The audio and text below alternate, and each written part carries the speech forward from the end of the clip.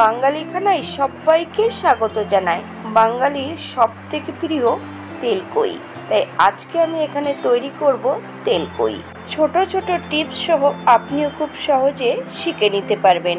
তবে আমি এখানে একটা মশলা দিয়ে কিভাবে তেলকই রান্না করলাম, চলুন সেটা একবার দেখে নেওয়া যাক ভিডিওর মাধ্যমে।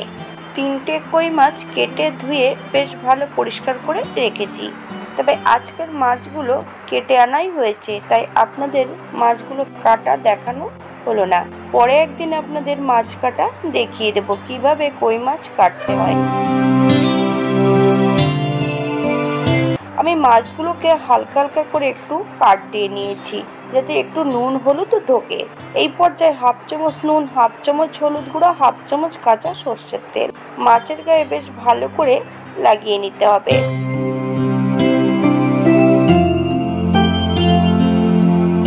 নুন, হলুদ, কাঁচা সর্ষের তেল বেশ মাছের গায়ে ভালো করে লাগিয়ে নিতে হবে।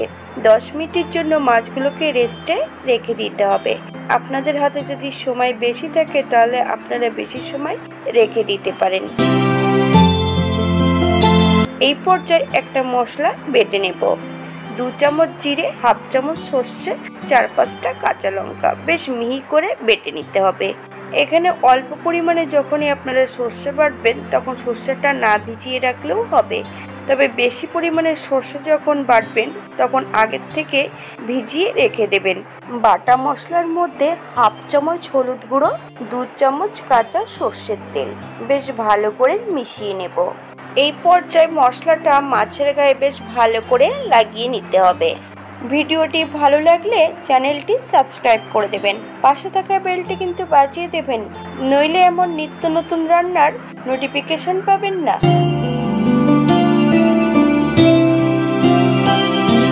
আরও 1 চামচ সর্ষের তেল আমি উপর থেকে ছড়িয়ে দেব। আবারও 5 থেকে 7 মিনিটের জন্য রেস্টে রেখে দেব। যদি আপনাদের হাতে সময় বেশি থাকে তাহলে বেশি সময় রেখে দিতে পারেন।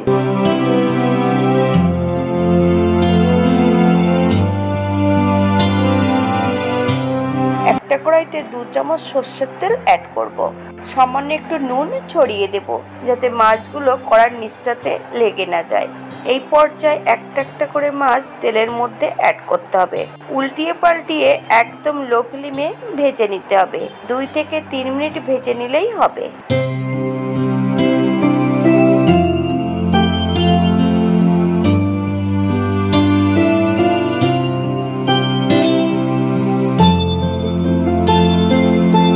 মশলা মাখানো পাত্রের মধ্যে পরিমাণ মতন জল অ্যাড করব। সম্পূর্ণ জলটা আমি মাছের মধ্যে অ্যাড করে দেব। আপনাদের যতটা গ্রেভির প্রয়োজন আপনারা ততটা জল অ্যাড করবেন। 4-5টা কাঁচা লঙ্কা এই পর্যায়ে অ্যাড করতে হবে। যদি আপনারা পছন্দ করেন তাহলে পরিমাণে বাড়িয়ে দিতে পারেন। হালকা হাতে নেড়ে চেড়ে বেশ ভালো করে মিশিয়ে দিতে হবে। খেয়াল রাখতে হবে যাতে মাছগুলো ভেঙে না যায়।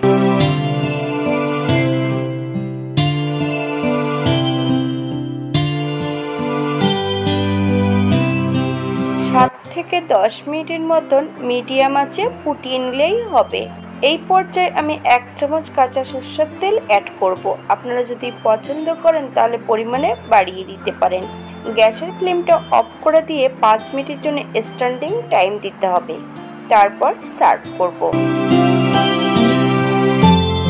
আপনারা যদি পোস্ত বাটা পছন্দ করেন তাহলে অ্যাড করতে পারেন। তাহলে মশলা কষানোর সময় পেঁয়াজ রসুনটা দিয়ে বেশ ভালো করে মশলাটা কষিয়ে নিয়ে মাছগুলো অ্যাড করবেন। তবে তেলকই রান্না করার সময় সর্ষে আর জিরেই ব্যবহার করা হয়। আপনারা যদি পছন্দ করেন তাহলে ওগুলো অ্যাড করতে পারেন। আশা করি আজকের ভিডিওটি ভালো লাগবে। সবাই সুস্থ থাকবেন, ভালো থাকবেন। অন্যদিন নতুন রেসিপি নিয়ে আপনাদের সামনে আবার আমি হাজির হব।